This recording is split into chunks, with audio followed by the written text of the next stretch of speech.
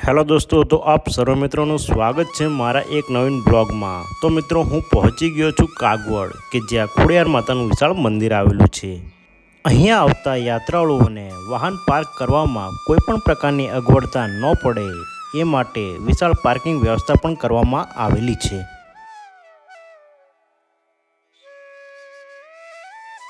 आ छे मारी क्यूट भाणी त्रिषा के जे खूब ज नौटंकी छे। અને તમે બધા જાણો છો એમ ભાણી અને ભાણા તો મામાના લાડકા જ હોય ને। આ મારી સંપૂર્ણ યાત્રામાં સાથે જ હોય છે, જેથી મને આ યાત્રામાં કોઈ પણ પ્રકારનો કંટાળો આવ્યો ન હતો।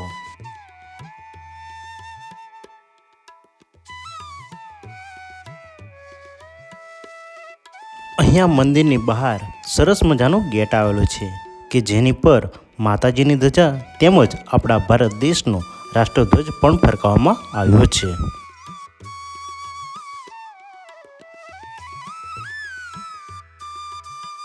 અહીંયા ગેટ પર સિક્યુરિટી પણ આવેલા છે કે જે અહીંયા આવતા યાત્રાળુઓને સંપૂર્ણ તપાસ કર્યા બાદ જ મંદિરની અંદર જવાની પરવાનગી આપે છે।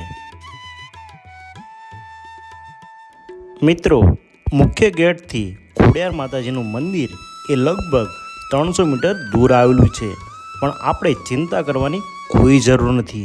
જો આપની સાથે કોઈ વૃદ્ધ વ્યક્તિ કે વિકલાંગ વ્યક્તિ આવેલા હોય તો તેમના માટે ખોડલધામ ટ્રસ્ટ દ્વારા ઇલેક્ટ્રિકલ વ્હીકલની સુવિધા પણ કરવામાં આવી છે, જેથી આપણી સાથે તેઓ પણ માતાજીના દર્શન આસાનીથી કરી શકે છે। આ ખોડલધામ મંદિર એ ગુજરાતના રાજકોટ જિલ્લાના જેતપુર તાલુકાના કાગવડ ગામે આવેલું છે। આ ભવ્ય મંદિર એ નેશનલ હાઈવેથી નજીક કાગવડ ગામે લેઉવા પટેલ સમાજની આસ્થાના કેન્દ્ર તરીકે જાણીતું છે। આ મંદિર એ રાજકોટથી 60 કિલોમીટર, જેતપુરથી 14 કિલોમીટર અને વીરપુર જલારામ મંદિરથી માત્ર 6 કિલોમીટરની દૂરી પર આવેલું છે।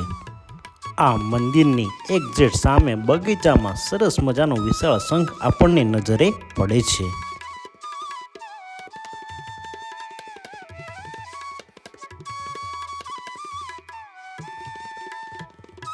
આ મંદિરમાં કે મંદિરની બહાર સાફ સફાઈ એટલી સરસ મજાની હતી કે કોઈ પણ પ્રકારનો કચરો જોવા મળતો ન હતો, કે જે જોઈને મારું મન ખૂબ જ ખુશ થઈ ગયું।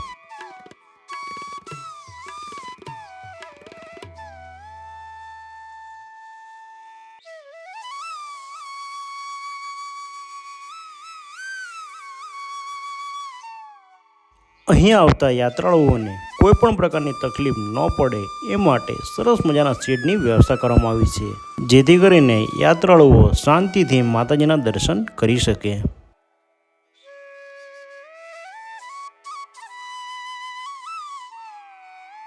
મિત્રો, આ મંદિરના નિર્માણની વાત કરીએ તો 2012માં શિલાપૂજન વિધિ કરવામાં આવી હતી, જેમાં 21 લાખથી પણ વધુ લોકો હાજર રહ્યા હતા। અને આ મહાયજ્ઞમાં 24,435 દંપતીએ શિલાની પૂજા અર્ચના કરી હતી, કે જેની નોંધણી ગિનિસ બુક ઓફ વર્લ્ડ રેકોર્ડમાં થઈ હતી। આ મંદિરનું બાંધકામ એટલું મોટું હતું કે જેને પૂર્ણ થતાં 5 વર્ષ લાગે છે, અને છેવટે 21 જાન્યુઆરી 2017ના રોજ આ મંદિરનું ઉદ્ઘાટન કરવામાં આવે છે, અને આ ઉદ્ઘાટન સમારોહમાં 3 લાખથી પણ વધુ લોકોએ હાજરી આપી હતી। આ ખોડલધામ એ 158 વીઘા વિસ્તારમાં ફેલાયેલું છે। આ મંદિરનું નિર્માણ એ મહામેરુ પ્રસાદ ડિઝાઇનમાં મારું ગુર્જરા સ્થાપત્યમાં બનાવવામાં આવ્યું છે।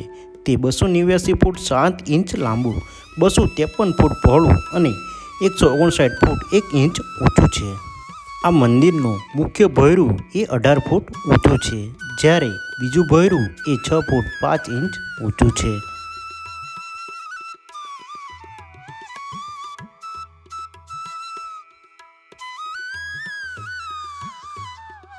આ ખોડલધામ મંદિરના શિખર પર 14 ફૂટ ઊંચો 6 ટન વજન ધરાવતો સુવર્ણ જડિત કળશ સ્થાપિત કરવામાં આવ્યો છે।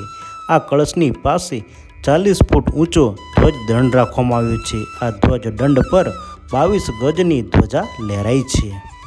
મંદિરના બાહ્ય ભાગને શણગારતી લગભગ 650 મૂર્તિઓ ઓડિશાના કારીગરો દ્વારા કોતરવામાં આવી છે, તેમજ થાંભલા, બીમ, તોરણ અને છત રાજસ્થાનના કારીગરો દ્વારા કોતરવામાં આવેલી છે. આ કોતરણીમાં મહાકાવ્ય મહાભારત અને રામાયણના 72 દ્રશ્યોનો સમાવેશ થાય છે. બાંધકામ માટે લગભગ 2,30,000 ઘનફૂટ બંસી પહાડ ગુલાબી પથ્થરનો ઉપયોગ કરવામાં આવ્યો છે.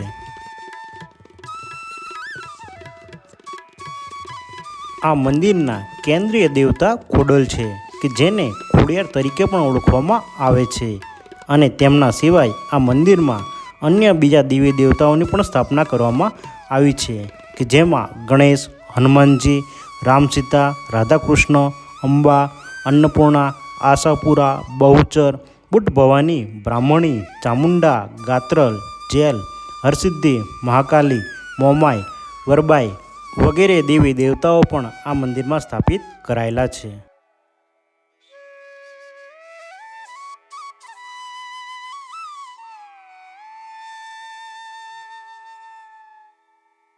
અહીંયા મંદિર સુધી પહોંચવા માટે વિનામૂલ્યે વૃદ્ધો તેમજ વિકલાંગો માટે ઇલેક્ટ્રિક વ્હીકલની સુવિધા પણ ઉપલબ્ધ છે.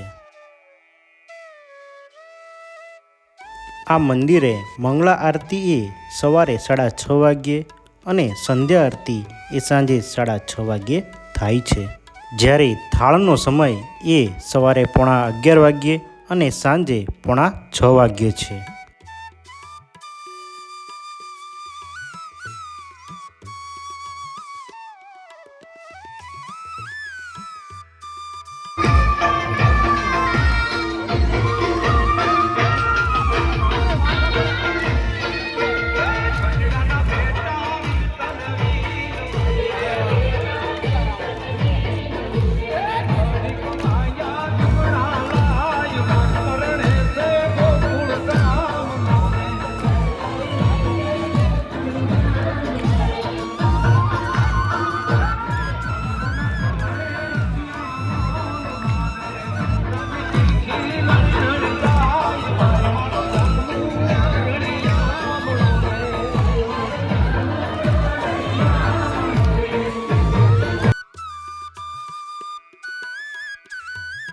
આ મંદિરના પટાંગણમાં સરસ મજાના બગીચાઓ આવેલા છે કે જેમાં અલગ અલગ પ્રકારના વૃક્ષો વાવવામાં આવ્યા છે કે જે અહીંયા આવતા યાત્રાળુઓને વધુ મનમોહક બનાવે છે.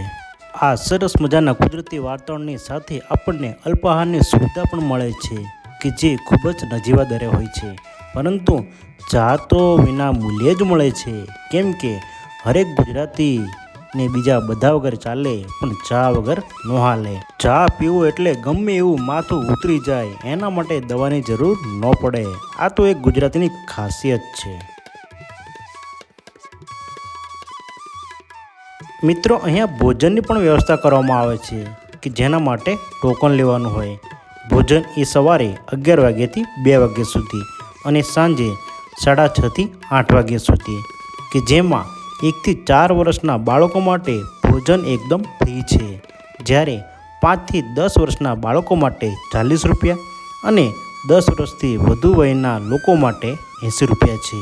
પણ આ ભોજન એ અનલિમિટેડ છે.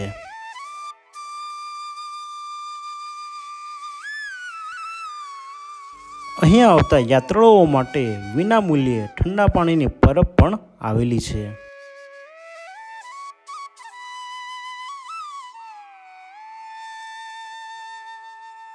મિત્રો, જેવા આપણે ગેટમાં પ્રવેશીએ છીએ ત્યારે ડાબી બાજુ શક્તિ વન આવેલું છે કે જેની સ્થાપના 2014માં કરવામાં આવી હતી. આ શક્તિ વનમાં છાયાદાર, ઘટાદાર, ઔષધીય તેમજ જ્યોતિષશાસ્ત્ર અને સાંસ્કૃતિક દ્રષ્ટિએ મહત્વ ધરાવતા 83,700 રોપાનું વાવેતર કરવામાં આવેલું છે. તો દોસ્તો, આ વિડીયોમાં આટલું જ. ફરીથી મળીએ છીએ એક નવીન વ્લોગ સાથે. તો ત્યાં સુધી વિડીયોને લાઇક કરજો, વિડીયોમાં કોમેન્ટ કરજો અને વિડીયોને વધુમાં વધુ તમારા મિત્રગણ સાથે શેર કરજો. અને તમે જો મારી યુટ્યુબ ચેનલ પર નવા હોવ તો મારી યુટ્યુબ ચેનલને સબસ્ક્રાઈબ કરી લેજો, જેથી કરીને તમને આવનારા તમામ વિડીયોની નોટિફિકેશન મળતી રહેશે અને આવી જ યાત્રાઓ તમે ઇતિહાસ સાથે જાણી શકશો. આપ સર્વે મિત્રોએ મને જે સાથ અને સહકાર આપ્યો એ બદલ આપ સૌનો હું ખૂબ ખૂબ આભાર માનું છું અને ભવિષ્યમાં પણ તમે મને આવો સાથ અને સહકાર આપો એવી અપેક્ષા રાખું છું. આભાર.